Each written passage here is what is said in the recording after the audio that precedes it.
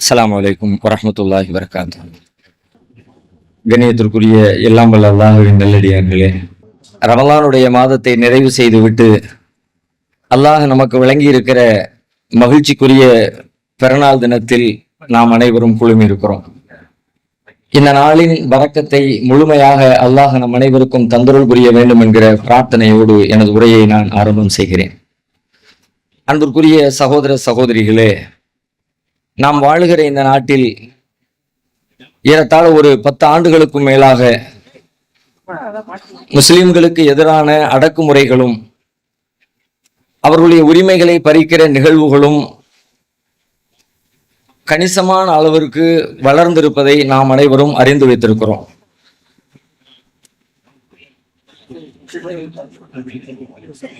அதிலும் குறிப்பாக இந்தியாவின் பல்வேறு மாநிலங்களில் தற்பொழுது ஒன்றிய அரசை ஆட்சி செய்து கொண்டிருக்கிற மத்திய பாஜக அரசனுடைய மாநில அரசுகள் எங்கெல்லாம் ஆட்சி பொறுப்பில் இருக்கிறார்களோ அப்படிப்பட்ட மாநிலங்கள் முஸ்லிம்களுக்கு எதிராக அங்கே நடைபெறக்கூடிய நிகழ்வுகள் அது குறித்து சிந்திக்கிற யாருக்கும் கண்களில் கண்ணீரை வரவழைக்கிற அளவிற்கு பெரும் கொடுமை நிறைந்ததாக அமைந்திருக்கிறது. தொடர்ந்து 10 ஆண்டுகளாக அது குறித்து நாம் பேசிக்கொண்டே விவாதித்துக் கொண்டே எல்லா கூட்டங்களிலும் அது குறித்து நினைவுபடுத்தி கொண்டே தான் நாம் இருந்து கொண்டிருக்கிறோம். அதிலும் குறிப்பாக கடந்த 2 நாட்களாக நேற்றைக்கு முன்தினம் இந்த 2 நாட்களில் மட்டும் பல்வேறு வடமாநிலங்களில் இந்த நோன்பு பெருநாளை மையமாக வைத்து அதற்கு எதிராக செய்யப்பட்டிருக்கிற நிகழ்வுகள் பெரும் அதிர்ச்சியை தருகிறது. நோன்பு பெருநாள் அப்படிங்கிறது உண்மையிலே மற்ற எந்த சமுதாயத்தினுடைய பண்டிகைகளோடும் ஒப்பிட முடியாத அளவிற்கு மிகுந்த மரியாதையோடு, யாருக்கும் எந்த இடையூறும் இல்லாமல், ஒரு பட்டாசு வெடிச்சத்தம் கூட இல்லாமல், ஏழை எளிய மக்களுடைய துயர் துடைக்கிற வகையில் இறைவனை அமைதியான முறையில் தொழுதுவிட்டு தொழுகைக்கு பிறகு நல்ல முறையிலே உணவு சாப்பிட்டு யாரெல்லாம் பசியோடு இருக்கிறார்களோ அவர்களின் பசி போக்குகிற தான தர்மங்களை அதிகமாக செய்துவிட்டு வெறுமனே மகிழ்ச்சியை மட்டுமே பகிர்ந்து கொள்ளக்கூடிய ஒரு தினம் பெருநாள் என்று சொன்னால் உண்மையிலே நாம் மகிழத் தகுந்த வகையில், இறைவனுக்கு நன்றி சொல்ல தகுந்த வகையில் அல்லாஹ் நமக்கு வழங்கி இருக்கிற இந்த பெருநாள் அமைந்திருக்கிறது. ஆனால் இந்த பெருநாளை கூட முஸ்லிம்கள் நிம்மதியாக கொண்டாடக்கூடாது என்று அரசுகள் தீர்மானம் ஏற்றுகின்றன. உத்தரப்பிரதேசம், மத்திய பிரதேசம், ஹரியானா உள்ளிட்ட பல மாநிலங்களில் இந்த பெருநாளுக்காக வேண்டி விதிக்கப்பட்டிருக்கிற கட்டுப்பாடுகளையும் அடக்குமுறைகளையும் நீங்கள் யோசித்து பாருங்கள். பல்வேறு அடக்குமுறைகள். நாம கிட்டத்தட்ட ஏறத்தாழ ஒரு 1400 ஆண்டுகளுக்கு நெருக்கமாக பெருநாள் தினம்னு சொன்னா இந்த மாதிரி பொது இடத்துல கூடி ஒரு காலி திடல்ல கூடி வழிபாடு செய்வதுதான் நம்முடைய மரபு, நம்முடைய இஸ்லாமிய வழக்க முறை. அதைத்தான் நபிகளார் காட்டி தந்திருக்கிறார்கள். உத்தரப்பிரதேச அரசு ஆர்டர் போட்டிருக்கிறது, நீங்கள் பொது வெளியில இந்த வழிபாட்டை செய்யக்கூடாது, பள்ளிவாசலுக்குள்ளேயே உங்களுடைய வழிபாட்டை நீங்க முடிச்சுக்கணும், பள்ளிவாசலை விட்டு வெளியில வரக்கூடாது, பள்ளிவாசல்ல நீங்க தொழுகை நடத்துறது கூட அங்கிருந்து கூட்டம் நிறைஞ்சு போச்சு பள்ளிவாசலுக்கு சொல்லி நீங்க வாசலுக்கு வர்றதோ, வீதிக்கு வர்றதோ, ரோட்டுக்கு வர்றதோ, அந்த மாதிரி நீங்க தொழுகையில ஈடுபட்டீங்கன்னா அவங்க மேல கடுமையான நடவடிக்கை பாயும். யார் அந்த மாதிரி வீதியில நின்று தொழுகிறாங்களோ அவங்க கைது செய்யப்படுவாங்க, அவர்களுடைய பாஸ்போர்ட் ரத்து செய்யப்படும், அவர்களுடைய டிரைவிங் லைசன்ஸ் ஓட்டுநர் உரிமம் ரத்து செய்யப்படும். உத்தரப்பிரதேசத்தினுடைய மாநில அரசின் அறிவிப்புகள். நம்ம வாழ்ந்துகிட்டு இருக்கிற ஒரு ஜனநாயக நாடா, இந்திய நாடா, அது எல்லா மதத்தவர்களுக்கும் உரிய உரிமைகள் வழங்கப்பட்டிருக்கிற ஒரு நாடா, அல்லது அராஜகமும் சர்வாதிகாரமும் தலைவிரித்தாடுகிற ஒரு நாடா என்று கேள்வி கேட்கிற அளவிற்கு இன்னும் கொடுமையாக ஒருபடி மேலாய் போய் இந்த 31ஆம் தேதியிலிருந்து இன்றைய தினத்திலிருந்து ஒரு வார காலத்திற்கு அங்கு ஆட்டிறைச்சி, மாட்டிறைச்சி, கோழி இறைச்சி, என் முட்டை கடை கூட வியாபாரம் செய்யக்கூடாது. இப்ப இதெல்லாம் என்ன நோக்கத்துல செய்யறாங்க என்பது நோக்கம் நமக்கு தெளிவாக தெரிகிறது. முஸ்லிம்கள் தங்களுடைய பண்டிகையை சந்தோஷமான முறையில, மகிழ்ச்சியான முறையில கொண்டாடக்கூடாது என்பதை தவிர இதன் பின்னணியில வேற எதையுமே நம்மால சொல்ல முடியல. இது பற்றி யாராவது சமூக வலைதளத்திலே கருத்து தெரிவித்தால், இதை கண்டித்து யாரேனும் சமூக வலைதளத்திலே எழுதினால் சமூக வலைதளமும் கண்காணிக்கப்படும். அவ்வாறு கண்காணிக்கப்பட்டு அதிலே யாரெல்லாம் அது குறித்து அரசை கண்டனம் செய்யக்கூடிய வகையில் அரசின் நடவடிக்கைகளுக்கு எதிராக பதிவு செய்கிறார்களோ அவர்கள் மீதும் இந்த நடவடிக்கைகள் பாயும் என்று சொல்லி கடுமையான ஒரு அச்சுறுத்தலை வெளிப்படுத்தி இருக்கிறார்கள். மத்திய அரசின் கீழ் இருக்கக்கூடிய RBI தன்னுடைய ஊழியர்களுக்கு இன்றைய தினம் விடுமுறை கிடையாது என்று அந்த விடுமுறை இதுவரைக்கும் காலாகாலமாக பின்பற்றப்பட்டு வந்த அந்த விடுமுறை இன்றைக்கு ரத்து செய்திருக்கிறார்கள். எல்ஐசி நிறுவனம், மத்திய அரசின் கீழ் இயங்கக்கூடிய இன்சூரன்ஸ் காப்பீட்டு நிறுவனம், அங்கே வேலை பார்க்கக்கூடிய ஊழியர்களுக்கு இன்றைய தினத்தில் அவர்களுக்கான அந்த விடுமுறை கிடையாது என்று அறிவிப்பு செய்திருக்கிறார்கள். ஹரியானா மாநிலத்தில் இருக்கிற பாஜக அரசு, நாங்கள் பெருநாளுக்கு முஸ்லிம்களுக்கு வழங்கப்படுகிற இந்த பண்டிகைக்கு வழங்கப்படுகிற அந்த விடுமுறை தினத்தை விடுமுறை பட்டியலில் இருந்தே நாங்கள் தூக்க போகிறோம் என்று அறிவிப்பு செய்திருக்கிறார்கள். லிஸ்ட் போய்கிட்டே இருக்கிறது. இந்திய அளவில் பார்த்தால் தகுந்த வகையில் முஸ்லிம்களுக்கு எதிரான அடக்குமுறைகள் தொடர்ந்து கொண்டே இருக்கிறது. அது இந்தியாவில் மட்டும் இல்ல, உலகம் முழுவதிலேயும் இந்த நிலைமையை நம்ம பார்க்க முடிகிறது. எங்கெல்லாம் முஸ்லிம்கள் சிறுபான்மையாக இருக்கிறார்களோ அதிலே விரல் விட்டு எண்ணுகிற வெகு சில இடங்களை தவிர, வெகு சில நாடுகளை தவிர எல்லா இடங்களிலும் இது மாதிரியான துன்புறுத்தல்களுக்கு, அடக்குமுறைகளுக்கு, கொடுமைகளுக்கு முஸ்லிம்கள் ஆட்படுத்தப்பட்டு கொண்டே இருக்கிறார்கள். தாங்கள் தங்களுடைய இஸ்லாமிய நடவடிக்கைகளை தனிப்பட்ட முறையில் யாருக்கும் எந்த கேடும் செய்யாமல், எந்த துன்பமும் செய்யாமல், இன்னும் ஒருபடி மேலாய் போய் சொல்வதாக இருந்தால் பிறருக்கு நன்மை செய்து கூட அவர்கள் இன்பமடைய கூடாது என்கிற அளவிற்கு அடக்குமுறைகள் அதிகரித்துக் கொண்டே இருக்கிறது. குறிப்பாக இஸ்ரேல் பாலஸ்தீனத்துடைய சண்டைகளை நீங்கள் எடுத்துக் கொள்ளலாம். பாலஸ்தீனத்தை இதே கடந்த ரமலான் உரையின் பொழுது இந்த பாலஸ்தீன விவகாரம் குறித்து பேசினோம். அங்கு நடக்கிற அடக்குமுறைகளும், அங்கு முஸ்லிம்களுக்கு எதிராக நிகழ்த்தப்படுகிற கொடுமைகளும், ஏறத்தாழ 1,00,000 பேர், 1,00,000 குழந்தைகளுக்கு நெருக்கமாக கொல்லப்பட்டிருக்கிற அந்த கொடுமைகளையும் நினைத்து கண்ணீர் வெடித்து கடந்த ரமலானிலே இங்கே இதே இடத்திலே நாம் பேசிவிட்டு தான் கலைந்து சென்றோம். ஆனாலும் ஓராண்டு கடந்து விட்டது, நிலைமையில் எந்த மாற்றமும் இல்லை. போர்லாம் முடிஞ்சிருச்சு, ஒப்பந்தம் ஆயிடுச்சு, கைதிகளை நாங்க பரிமாறிக்கிட்டோம், அங்குள்ளவங்க இங்க வந்துட்டாங்க, இங்குள்ளவங்க அங்க போயிட்டாங்க, எல்லாம் முடிஞ்சிருச்சு என்று ஒரு சமாதான மூச்சு விடுகிற ஒரு மனநிலை வந்தது என்று சொன்னால் அது 2 நாள் 3 நாள் கூட நீடிக்கல. அடுத்து உடனடியாக மீண்டும் அவர்கள் தங்களுடைய ஒப்பந்தங்களை எல்லாம் மீறி, ஐநாவிற்கு அவர்கள் கொடுத்த வாக்குறுதிகளை எல்லாம் மீறி, இடையிலே அமர்ந்து சமாதானம் பேசியவர்களிடத்தில் அவர்கள் கொடுத்த வாக்குறுதிகளை எல்லாம் மீறி மீண்டும் காசாவுடைய பகுதியிலே, முஸ்லிம்கள் நிறைந்திருக்கிற பகுதிகளிலே குண்டுமலை பொழிந்து பெருநாள் தினத்தை அவர்களுக்கு மகிழ்ச்சிக்குரியதற்றதாக மாற்றி இருக்கிறார்கள். இப்படி உலகம் முழுவதிலும் இந்த மாதிரியான கொடுமைகள் அரங்கேறிக் கொண்டே இருக்கிறது. இப்பொழுது நாம் என்ன செய்வது என்பது குறித்த ஒரு முக்கியமான கேள்வி நமக்கு முன்னால் இருக்கிறது. நாம் ஒவ்வொருவர் மீதும் கடமை இருக்கிறது. ஒட்டுமொத்தமா இது யாரோ பார்த்துக்குவாங்க, இது யாருடைய பிரச்சனையோ நம்ம இருக்கவே முடியாது. ஒரு முஸ்லிம் என்று சொன்னால் ஒரு உடலை போல நபிகளார் சொன்னார்கள், அல் மூமினூன கரஜுலின் வாஹிதின், மூமின்கள் ஒரு உடலை போன்றவர்கள். இனிஸ்தகா ஐனுஹு இஸ்தகா குல்லுஹு, அதிலே அவனுடைய கண்ணுக்கு வலி ஏற்பட்டால் மொத்த உடலும் வலியை அனுபவிக்கிறது. ஒரு உடம்புல ஒரு பார்ட்டுக்கு துன்பம் வந்துச்சுன்னா எப்படி மொத்த உடம்பும் அதை தன்னுடைய துன்பமாக நினைக்கிறதோ அதுபோல முஸ்லிம்களில் ஒரு சாராருக்கு, ஒரு மனிதனுக்கு, ஒரே ஒரு மூமினுக்கு துன்பம் ஏற்பட்டது என்று சொன்னால் ஒட்டுமொத்த முஸ்லிம்களும் அதை தனக்கு ஏற்பட்ட துன்பமாக நினைக்க வேண்டும். நினைப்பது என்று சொன்னால் என்ன பொருள்? அந்த துன்பத்தை நீக்குவதற்கு என்ன வேலை செய்யணுமோ அந்த வேலையை நம்ம செஞ்சு ஆகணும். இப்ப நாம நம்மளவில் என்ன செய்வது? நமக்கான பிரச்சனை என்ன? இன்றைக்கு நேற்று வரக்கூடிய இந்த சிக்கலை பொறுத்தவரை இது 21ஆம் நூற்றாண்டிலே இன்றைக்கு திடீரென்று நாம் வாழுகிற இந்த காலகட்டத்தில் மட்டும் முளைத்திருக்கிற புதிய பிரச்சனை அல்ல. இந்த அசத்தியத்திற்கு எதிராக, ஷைத்தானிய சக்திகளுக்கு எதிராக, தாகூத்துகளுக்கு எதிராக, இஸ்லாத்தை அழிக்க நினைக்கக்கூடிய அந்த அழிச்சாட்டிய சக்திகளுக்கு எதிரான இந்த யுத்தம் என்பது இன்றைக்கு நேற்று துவங்கியது அல்ல. நாம் வாழ்ந்து கொண்டிருக்கிற இன்றைய காலத்தினுடைய புதிய கண்டுபிடிப்பும் அல்ல. இன்றைக்கு புதிதாக இவர்கள் முளைத்து விடவும் இல்லை. படைத்த ரப்புல் ஆலமீன் என்றைக்கு மனிதனை படைத்து இந்த பூமிக்கு அனுப்பி வைத்தானோ அன்றைக்கு சத்தியத்திற்கும் அசத்தியத்திற்கும் இடையிலான போர் ஆரம்பமாகிவிட்டது. நபி ஆதம் அலைஹிஸ்ஸலாம் படைக்கப்பட்டு சுவர்க்கத்திற்குள்ளே அனுப்பி வைக்கப்பட்டார்களே, அப்பொழுதே அவர்களுக்கும் ஷைத்தானுக்கும் இடையிலான யுத்தம் ஆரம்பமாகிவிட்டது. அன்றைக்கு ஆரம்பித்த அந்த ஷைத்தானுக்கு எதிரான யுத்தம், அநியாயத்திற்கு எதிரான யுத்தம், அசத்தியத்திற்கு எதிரான யுத்தம் ஒவ்வொரு காலகட்டத்திலும் நடந்து கொண்டேதான் இருக்கிறது. இன்றைக்கும் நடக்கிறது, நாளைக்கும் நடக்கும். இன்ஷா அல்லாஹ் கியாமத் நாள் வரை இந்த யுத்தம் நடைபெற்றுக் கொண்டுதான் இருக்க போகிறது. அப்படியான இதிலே நம்முடைய வேலை என்ன? நடக்குமா நடக்காதா? கண்டிப்பாக நடக்கும். குர்ஆனே சொல்லிடுச்சு. உங்களை அவ்வளவு ஈஸியாலாம் விட்டுற மாட்டோம் நீங்க மூமின்கள் என்கிற காரணத்தினால். ஹஸிபன் நாஸ் ஐ யுத்ரகு ஐ யகூலு ஆமன்னா, நாங்கள் ஈமான் கொண்டு விட்டோம் என்று சொன்ன உடனே இந்த மக்கள் அப்படியே விட்டுவிடப்படுவோம் என்று எண்ணிக்கொண்டார்களா? வஹும் லா யுஃப்தனூன், அவர்கள் சோதிக்கப்பட மாட்டார்கள் என்று எண்ணிக்கொண்டார்களா? நீங்கள் மூமின் ஆயிட்டீங்க, அல்லாஹ்வை நம்பிட்டீங்க அப்படின்னா அல்லாஹ் உங்களை சும்மா விட்டுற மாட்டான்.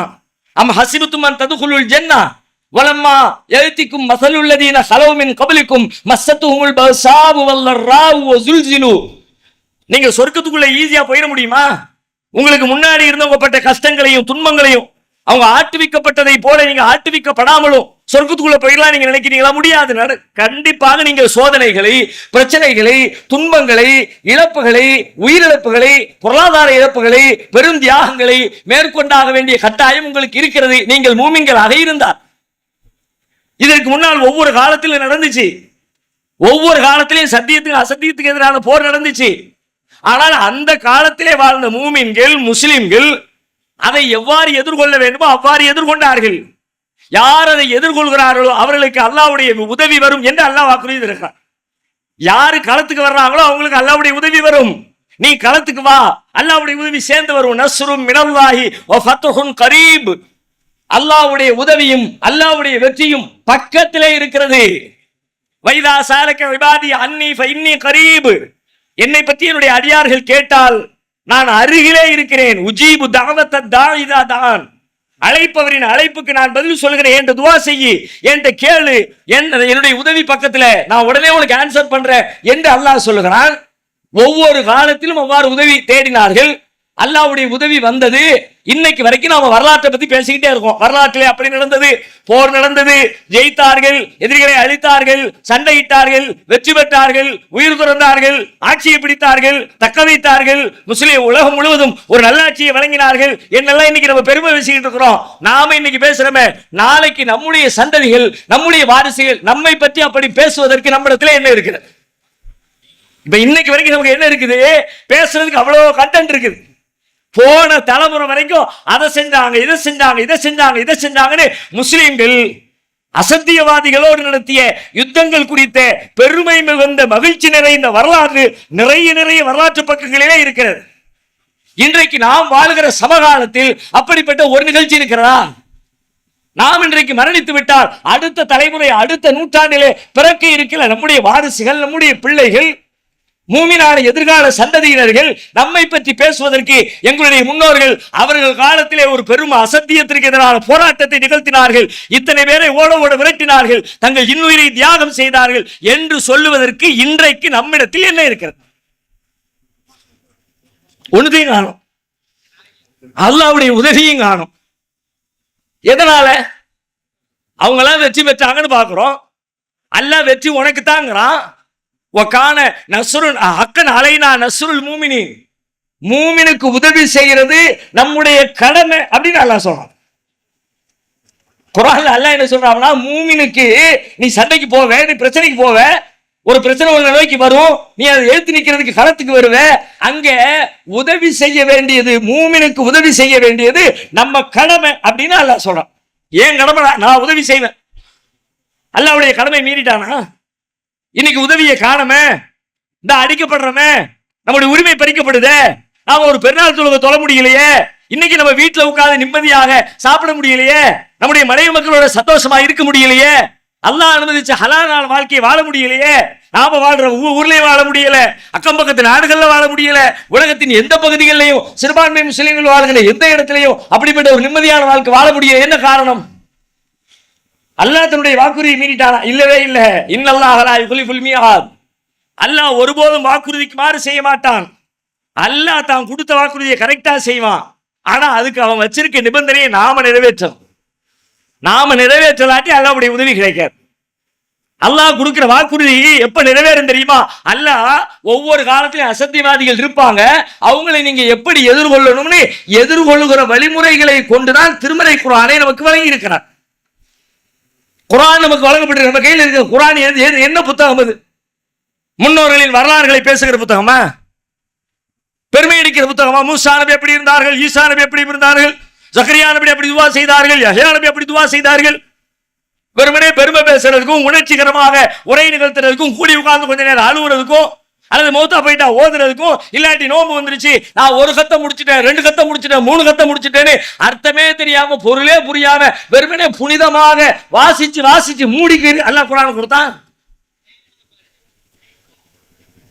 அந்த குர்ஆன் என்ன குர்ஆன்? மனிதர்களின் இயல்பை, யதார்த்தத்தை, சத்தியத்தினுடைய ஒளியை, அசத்தியத்தின் இருளை, சத்தியத்தின் பலத்தை, அசத்தியத்தின் பலவீனத்தை, அல்லாஹ்வின் படையுடைய வெற்றியை, அல்லாஹ்வின் எதிரிகளுக்குரிய தோல்வியை, மனிதர்களை, அவர்களுடைய உணர்வுகளை, அவர்களுடைய பலவீனங்களை, அவர்களுடைய பலங்களை, அவர்களுடைய சிந்தனைகளை, அவர்களுடைய எல்லாவற்றையும் பேசுகிற செய்தி வேதம். அது அதனை படி, அது நீ ஒவ்வொரு கட்டத்தில் நீ எப்படி போகணும், எங்க போகணும், என்ன செய்யணும், உன் எதிரி எப்படி வருவான், நீ எப்படி அவனை எதிர்கொள்ளணும், எல்லாவற்றையும் சொல்லுகிற வேதம் அது.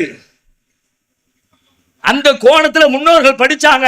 ஒவ்வொரு நாளும் அவங்களுக்கு அதுல வழிகாட்டுதல் இருந்துச்சு. ஓ, இன்னைக்கு இவன் இப்படிதான் பிளான் பண்றான், நம்ம இப்படிதான் போகணும், நல்லா சொல்றான், நம்ம ரூட்டை இப்படி மாத்துவோம், அப்படியே போனாங்க. இன்னைக்கு நம்ம எத்தனை பேருக்கு திருமறை குர்ஆன் அப்படிப்பட்ட ஒரு வழிகாட்டுதலை தருகிறது என்ற புரிதலாவது இருக்கிறது? அந்த வழிகாட்டுதலை பெற்றோமா இல்லையாங்கிறது ரெண்டாவது. குறைஞ்சபட்சம் அதுக்கு தான் இருக்குன்னு புரிஞ்சாத வச்சிருக்கோமா? புரிஞ்சிருந்தோம்னா குறைஞ்சபட்சம் அந்த நோக்கத்துல படிச்சிருப்போமே. நம்மள எத்தனை பேர் படிக்கிறோம்? நம்ம பிள்ளைங்களுக்கு படிச்சு கொடுக்கறது அலிபத்தான் அதான் படிச்சு கொடுக்குறது. குர்ஆனை படிச்சு கொடுக்கறதுனா மதரசாவுல என்ன படிச்சு கொடுக்குறான்? அல்ஹம்துலில்லாஹி ரப்பில் ஆலமீன் பொருள் தெரியாம போகுது. அலிஃப் லாம் மீம் தாலிகல் கிதாப் அர்த்தம் தெரியாம போகுது. அர்த்தம் தெரியாம நீங்க ஓதுனா உங்களுக்கு அல்லாஹ்விடத்துல சில நன்மைகள் உண்டு, இல்லைன்னு மறுக்கல. ஆனா அதுக்கு அல்லாஹ் கொடுத்தான் குர்ஆனை. வெறுமனே தலையை முக்காடு போட்டு உட்கார்ந்து மகரிப் நேரம் ஆயிடுச்சு, இஷா நேரம் ஆயிடுச்சு, உடனே ஒரு ஜுஸ் ஓது, 2 ஜுஸ் ஓது, அதுக்காக கொடுத்தான் குர்ஆனை. கிதாபுன் அன்ஸல்னாஹு இலைக்க முபாரக்குன் லியதப்பரு ஆயாத்தி வலியததக்கர உலுல் அல்பாப். இந்த அருள் நிறை, இந்த பாக்கியம் பொருந்தி இந்த வேதம் இறைவனின் புறத்திலிருந்து அருளப்பட்டிருக்கிறது. ஏன் தெரியுமா? லியதப்பரு ஆயாத்தி, அதனுடைய வசனங்களை அவர்கள் சிந்தித்து உணர்வதற்காக. வலியததக்கர உலுல் அல்பாப், அறிவுடையவர்கள் படிப்பினை பெறுவதற்காக. நாம இன்னைக்கு குர்ஆனை விட்டு எங்கேயோ தூரம் போயிட்டோம். குர்ஆனை புனிதமாக்கிட்டோம். எதையெல்லாம் புனிதம்னு சொன்னோமோ அதை எல்லாத்தையும் ஓச்சிட்டோம்னு அர்த்தம். புனிதம்னு சொல்லி நம்மளை விட்டு தூரமாக்கிட்டோம்.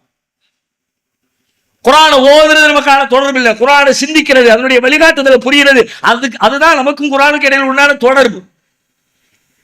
நாளை மறுமையில நம்முடைய தூதர் முஹம்மது ஸல்லல்லாஹு அலைஹி வஸல்லம் நமக்கு எதிராக அல்லாஹ்விடத்திலே புகார் பட்டியலை வாசிப்பார்கள் என்று குர்ஆன் சொல்கிறது. நமக்கு எதிராக ரசூலுல்லாஹ் நம்ம மேல எவ்வளவு பிரிய வச்சவங்க. லக்கத் ஜாஅக்கும் ரசூலும் மின் அன்ஃபுசிக்கும் அஸீஸுன் அலைஹி மா அனித்தும் ஹரீஸுன் அலைக்கும் பில் முஃமினீன ரഊஃபுர் ரஹீம். உங்கள இருந்தே உங்களுக்கு ஒரு தூதர் வந்திருக்கிறார். அவர் எப்படிப்பட்ட தூதர்னு கேட்டா, உங்க மேல அவ்வளவு பேராசை, அவ்வளவு கருணை, அவ்வளவு இரக்கம். நீ சிரமப்பட்டா அவருக்கு கஷ்டமா இருக்கு. பில் முஃமினீன ரഊஃபுர் ரஹீம், மூமின்கள் மேல இரக்கமும் கருணையும் உடைய தூதர். அந்த தூதர் நாளை மறுமையிலே அல்லாஹ்விடத்தில் சொல்லுவார்கள் என்று குர்ஆன் சொல்கிறது. வகால ரசூல், தூதர் வந்து சொல்லுவார், யா ரப்பி, என் இறைவா, இன்ன கௌமி தகது ஹாதல் குர்ஆன மஹ்ஜூரா, என்னுடைய சமுதாயம் இந்த குர்ஆனை புறக்கணிக்கப்பட்டதாக ஆக்கிவிட்டார்கள். அல்லாஹ் நம்மளை நோக்கி தான் சொல்லுவான். இதுக்கு முந்தைய தலைமுறைக்கு அது பொருந்துமா பொருந்தலையான்னு தெரியாது. ஆனா நமக்கு நல்லா பொருது. நம்ம எல்லாரும் குர்ஆனை புறக்கணிச்சிட்டோம், குர்ஆனுடைய வாழ்க்கையிலிருந்து விலகிட்டோம். உண்மையில நிஜமாக இந்த சூழல் மாறணும்னா, ஏன்னா அவங்க எப்படி வெற்றி அடைஞ்சாங்க? குர்ஆனை வச்சுதான் வெற்றி அடைஞ்சாங்க. ரசூலுல்லாஹ் வெற்றி அடைஞ்சாங்களே அவங்களுடைய சொந்த பலத்தாலா? 23 வருஷத்துல அவ்வளவு பெரிய மாற்றம், அவ்வளவு பெரிய புரட்சி, அவ்வளவு பெரிய வெற்றி. இந்திய அளவிற்கு மிக நீண்ட பரப்பளப்பை ஆட்சி செய்யக்கூடிய ஆட்சியாளராக மாறினார்கள். எப்படி மாறினாங்க? Umar ibn Khattab, Abu Bakr Siddique மாதிரியான உலகத்தினுடைய அறிவியல் விஞ்ஞான வளர்ச்சி எதுவுமே தெரியாத மூட நம்பிக்கைகளில் மூழ்கி கிடந்த அந்த சமுதாயம் உலகத்தை வழிநடத்துகிற தலைவர்களாக மாறினாங்க. எப்படி மாறினாங்க? சொந்த அறிவிலையா, சொந்த முயற்சியிலையா, சொந்த சிந்தனையிலையா? இல்ல, எப்படி போகணும்னு அல்லாஹ் ரூட் போட்டு கொடுத்தான். அந்த ரூட்ல போனாங்க, ஜெயிச்சுட்டாங்க. அந்த ரூட்ல போனாங்க, எதிரிகளை துவம்சம் பண்ணிட்டாங்க. இப்ப நம்ம அந்த ரூட்டை விட்டுட்டு முள்ளு காட்டுக்குள்ள வழி தேடிக்கிட்டு இருக்கோம். ஒரு காலம் ஜெயிக்க முடியாது. குர்ஆனை கையில் எடுக்காம, அதை சிந்திக்காம, அது என் வாழ்க்கை முறையை பேசுது என்பதை உணராம ஒரு காலத்திலே நம்ம அடி வாங்கிக்கிட்டே இருப்போம், புலம்பிக்கிட்டே இருப்போம். இந்த 2025 பெருநாள் தொழுகை மட்டும் இல்ல, 2250 ஒரு பெருநாள் வந்துச்சுன்னா அப்ப உட்கார்ந்து நம்ம பேரப்புள்ள ஒருத்தன் பேசுவான். எப்படி பேசுவான்? நம்மளை அடிக்கிறானுவலே, கொள்ளுறானுவலே, உரிமையை பறிக்கிறானுவலே, என்ன பண்றதுன்னு தெரியலையே, அழுதே சாவதை தவிர வேற வழி இல்லை. நிஜமா அப்படி கூடாது. நாம் உலகத்தின் வழிகாட்டுகிற தலைவர்களாக அல்லாஹ் நமக்கு தந்திருக்கிற ஒளி விளக்கை தூக்கி பிடித்து உலகத்திற்கே வழிகாட்டுகிற ஒளிகளாக நாம் மாற வேண்டும் என்று சொன்னால் ஒரே வழி அல்லாஹ்வுடைய வேதத்தின் பக்கம் திரும்பணும். இப்ப நம்ம டைவர்ட் ஆகி நிக்கிறோம் தெரியுமா? நம்ம எந்த ரூட்ல போறோம் தெரியுமா? நம்மளை அழிக்க நினைக்கிற யூதர்கள் போட்டு வச்ச ரூட்ல நம்ம போய்கிட்டு இருக்கோம். இப்ப இந்தியாவில் பாசிஸ்டுகள் யார்கிட்ட இருந்து நம்மளை அழிக்கிறதுக்கு ஐடியா கேட்கிறான்? யூதர்கள்ட்ட இருந்தான். அவன் தான் ஒட்டுமொத்த உலகத்திலே முஸ்லிம்களை அழிக்கிறதுக்கான மொத்த அறிவையும் குத்தகை எடுத்து வச்சிருக்கிறவன் யூதன் தான். இன்னைக்கு நேரத்து இல்ல, ரசூலுல்லாஹ் காலத்துல இருந்து குர்ஆன் பக்கம் பக்கமா பேசுது அவங்களை பத்தி. வகால தாயிபத்தும் மின் அஹ்லில் கிதாப், இந்த வேதக்காரர்கள் சில பேர் சொல்லிக்கிட்டு இருக்காங்க. அல்லாஹ் சொல்றான், ஆமினு பில்லதி உன்சில அலல்லதீன ஆமனு வஜ்ஹன் நஹாரி வக்ஃபுரு ஆகிரஹு லஅல்லஹும் யர்ஜிஊன். யூதர்கள் சில பேர் யூதரை பார்த்து சொல்லிக்கிறானா, இப்ப நீ போய் அந்த மூமின்கள் ஈமான் கொண்ட மாதிரி நாங்களும் ஈமான் கொண்டோம்னு காலையில போய் சொல்லு. வஜ்ஹன் நஹார், காலையில சொல்லு நான் முஸ்லீம் ஆயிட்டேன் மூமின் ஆயிட்டேன்னு சொல்லு. சாயங்காலம் வக்ஃபுரு ஆகிரா, நைட்டு வந்துருச்சா, சே இதெல்லாம் சரியான மார்க்கம் இல்லப்பா அப்படின்னு சொல்லி வெளியே வந்துரு. லஅல்லஹும் யர்ஜிஊன், உன்னை பார்த்து 4 பேர் இன்னும் வெளியே வந்துருவோம். எப்படி பிளான் பாருங்க, எப்ப நடந்தது? ரசூலுல்லாஹ் காலத்துல நடந்துச்சு. அன்றிலிருந்து இன்றைக்கு வரைக்கும் இப்படி ஏதாவது பிளான் போட்டு, அதுல ஒரு பிளான் என்னன்னு கேட்டா, முஸ்லிம்கள் ஏன் இவ்வளவு உயர்ந்து கொண்டே செல்கிறார்கள், ஏன் வெற்றி பெற்றுக் கொண்டே செல்கிறார்கள், அந்த வெற்றிக்கான காரணம் என்ன என்பதை தேடி கண்டுபிடித்தார்கள். கண்டுபிடித்த முடிவு என்ன தெரியுமா? அவர்கள் திருமறை குர்ஆனோடு நெருங்கிய தொடர்பில் இருக்கிறார்கள். அந்த தொடர்பில் இருக்கிற காலம் வரை அவர்கள் வெற்றி பெறுவார்கள். அப்படியானால் அவர்களை தோல்வியுறச் செய்வதற்கு ஒரே ஒரு வழி இருக்கிறது, குர்ஆனிலிருந்து அவர்களை அப்புறப்படுத்தி விட்டால் முடிஞ்சிச்சு அவன் சாப்டர். யூதம் போட்ட பிளான். குர்ஆனுக்கு விரிவுரை எழுதியதிலே தலை சிறந்த விரிவுரைகள் என்று உலகத்திலே கொண்டாடப்படுகிற சில விரிவுரைகள் யூதர்களால் எழுதப்பட்டிருக்கிறது தெரியுமா? இண்டெக்ஸ் இருக்குது. இன்னைக்கு கம்ப்யூட்டர் வந்துச்சு, சாப்ட்வேர் வந்துருச்சு, வார்த்தைகளை போட்டு தேடி எடுக்கிறோம். ஒரு 10 ஆண்டுகளுக்கு முன்னாடி வரைக்கும் உலகம் முழுக்க ஹதீஸை தேடி எடுப்பதற்கான ஹதீஸ் இண்டெக்ஸை தொகுத்து கொடுத்தவன் யார் என்று பார்த்தால் ஒரு யூதன். 35 ஆண்டு கால ஆய்வின் முடிவாக கொடுத்தான். முஸ்லிம்களே அதைத்தான், அறிஞர்களே அதைத்தான் படிச்சாங்க. அப்படியே உள்ள இன்ஜெக்ஷனை ஏத்துற மாதிரி இஸ்லாத்திற்கு எதிராக, சஹாபாக்களுக்கு எதிராக ஏத்தி ஏத்தி ஏத்தி ஏத்தி உள்ள வச்சிருப்பான். அவன் எழுதுறது தொகுத்தது இஸ்லாத்தை அழிப்பதற்கு. இன்றைக்கும் அது படிக்கப்படுகிறது. ஏஜே வின்சென்ட் சொல்லிட்டு ஒரு பெரிய யூதர், உலக பெரிய யூனிவர்சிட்டியில போனா அந்த புக் இருக்கும். ஒரு ஹதீஸுடைய இன்னமல் அமாலு பின் நியாத், நியாத்ங்கிற வார்த்தையை கொடுத்துட்டு இந்த நியாத் எங்கெல்லாம் வருதுன்னு தேடுறான். அந்த புக் எல்லாம் லிஸ்ட் போட்டிருப்பான். திருமீதில எங்க வருது, இப்னு மாஜால எங்க வருது, அகமதுல எங்க வருது, எத்தனாவது பக்கத்துல வருது, எத்தனாவது நம்பர்ல இருக்கு, யார் யார் அறிவிச்சிருக்கிறா, மொத்த வரலாறையும் சொல்லுவான். 35 ஆண்டு கால ஆய்வின் முடிவு கொடுத்தது யார்? யூதன். இதெல்லாம் எதுக்கு கொடுத்தாங்க? நீங்க குர்ஆனை படிக்கணும், நீங்க ஹதீஸை படிக்கணும், நீங்க முஸ்லீம்கள் இல்ல, உங்களை எல்லாத்தையும் அங்கிருந்து தூர நவுட்டுறதுக்கு கொடுக்கப்பட்டது. அவர்கள் போட்டு வச்ச வலையில நாம வீழ்ந்திருக்கிறோம். அதை உடைச்சுக்கிட்டு வெளியே வந்தா தான் நாம முன்னேறுவோம், நாம வெற்றி அடைவோம். இந்த உலகம் வெற்றி அடைவதற்கான வாய்ப்பை நாம பெறுவோம். அதற்கான ஒரே வழி திருமறை குர்ஆனை வெறும் ஓதப்படுகிற, பொருள் புரியாமல் ஓதப்படுகிற என்கிற வேதம் என்கிற நிலையிலிருந்து அகற்றிவிட்டு அது சிந்தனைக்குரியது, வாசிக்க வேண்டும், சிந்திக்க வேண்டும். என் வாழ்வோடு இது பின்னி பிணைந்திருக்கிறது. ஒவ்வொரு வசனமும் உங்களுக்கு ஏதோ ஒரு செய்தியை சொல்கிறது. அல்லாஹ் சொல்லுகிறான், ஃபீஹி ذிக்ருக்கும், இந்த குர்ஆன் நீங்கள் எல்லாம் சொல்வீர்கள் மூசாவை பேசுகிறது, ஈசாவை பேசுகிறது, ஆதத்தை பேசுகிறது, யஹ்யாவை பேசுகிறது என்று. அல்லாஹ் சொல்லுகிறான், ஃபீஹி ذிக்ருக்கும், அது உங்களை பற்றி பேசுகிறது. பேர் வேறையா இருக்கும், இடம் வேறையா இருக்கும், ஊர் வேறையா இருக்கும், காலம் வேறையா இருக்கும். ஆனா அது உனக்கு பொருந்தும். பேர் அரபு நாடா இருக்கும், பேர் அப்துல் காதரா இருக்கும், ஆனா உன்னை பத்தி பேசும். மூசாவை பத்தி பேசும், தமிழ்நாட்டுக்காரனை பத்தி பேசும். அது என்ன பத்தி பேசுது என்கிற புரிதலோடு பார்த்தால் மட்டும்தான் அந்த பேச்சு புரியும். அப்படி அதை புரிந்து அதை செயல்படுத்துவதற்கு நாம் ஒரு செயல் திட்டத்தை வெகு விரைவாக வகுக்க வேண்டும். அது குறித்து திருக்குரானிய சிந்தனைகளை உலகத்திலே கொண்டு போய் சேர்க்க, நம் பிள்ளைகளுக்கு சேர்க்க, நாம் அதை பெற்றுக்கொள்வதற்கு என்னென்ன வழிவகைகள் உண்டு என்று ஒவ்வொருவரும் யோசியுங்கள். இது யார் மேலேயோ, ஜமாத்து மேலேயோ, மஹல்லா தலைவர் மேலேயோ பொறுப்புன்னு நீங்க இருக்காதீங்க. மறுமையில உங்களை நோக்கியும் தூதர் சொல்லுவாங்க, யா அல்லாஹ், என் சமுதாயம் என்னுடைய இந்த குர்ஆனை, நீ வழங்கின குர்ஆனை புறக்கணிக்கப்பட்டதை ஆக்கிட்டாங்க என்ற அந்த குற்றச்சாட்டுக்கு ஆளாக கூடாது என்று நீங்கள் நினைத்தால் உடனடியாக உங்களுடைய வாழ்வை பரிசீலனை செய்யுங்கள். அல்லாஹ் ரப்பல் ஆலமீன் அப்படி திருமறை குர்ஆனோடு ஒன்றி போகிற நன்மக்களாக நம் அனைவரையும் ஆக்கி அருள்வானாக. வாஹிர் தாவானா அல்ஹம்துலில்லாஹி ரப்பில் ஆலமீன்.